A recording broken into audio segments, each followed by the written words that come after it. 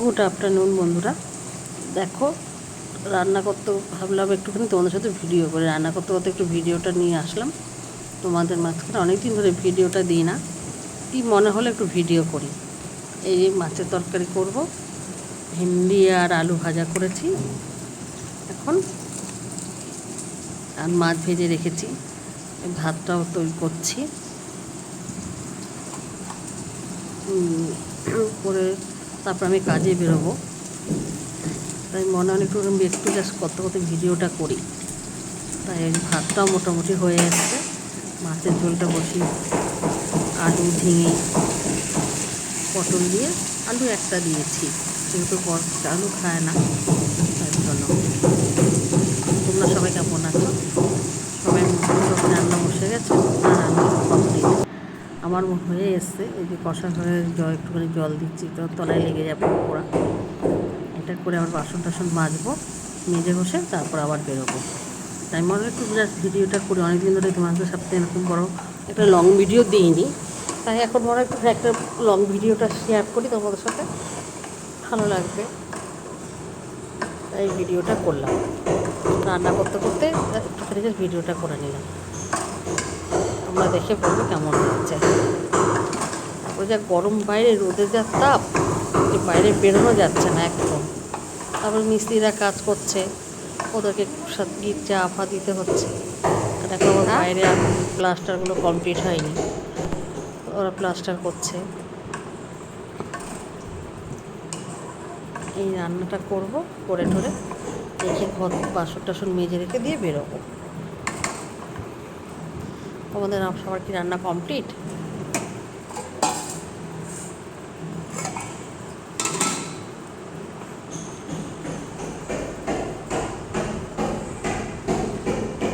এত বড় সত্যিই ভালো লাগে না। যেমন কালকে আমি তো কোনো তরকারি পাতে সেরকম করিনি, টক দই আনিয়েছি বরকে দিয়ে, আনিয়ে আমি টক দই দিয়ে আমরা ভাত খেয়েছি। টক দই দিয়ে আমি, আমার মেয়ে, বর তরকারি ছিল, বর তরকারি দিয়ে ভাত খেয়েছে। গরমে থাকা যাচ্ছে, এত গরম এত গরম যে ধারণার বাইরে গরম। তরকারিটা তো একটু কষা হোক, তারপর ভাতটাও নামিয়ে রাখবো। মোটামুটি ভাতটা হয়ে গেছে, ওটাও নামিয়ে দেবো এবার।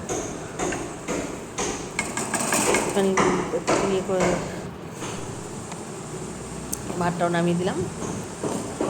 তরকারিটা দিকে একটু যাই, কেমন করে হচ্ছে তরকারিটা কষানোটা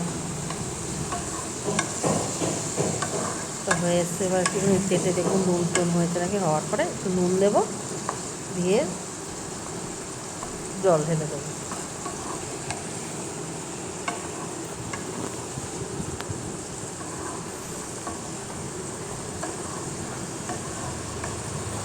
করবো বলো, ভালো লাগছে না, এত গরমে অস্থির অস্থির করছে শরীর টরীর, যে থাকা যাচ্ছে না।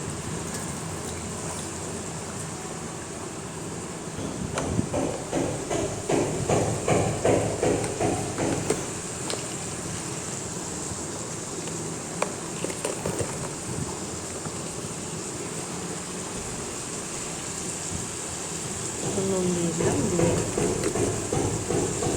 একটুখানি নেড়ে চেড়ে দেবো নুনটা তরকারিটার সাথে, তারপরে জল ঢেলে দেবো।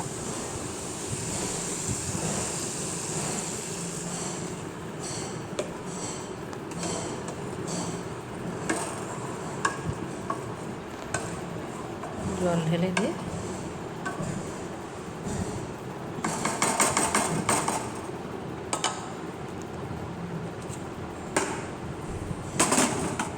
মাছগুলো দিয়ে দেবো।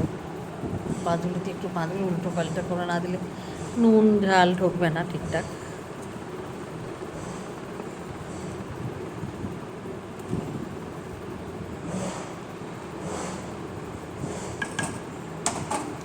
একটু ঢাকনা দিয়ে দেবো, 5-10 মিনিট হলে ওটা নামিয়ে নেবো। হয়ে গেছে, এটা এখন নামিয়ে ফেললাম। কেমন হয়েছে বলো আমাকে তোমরা।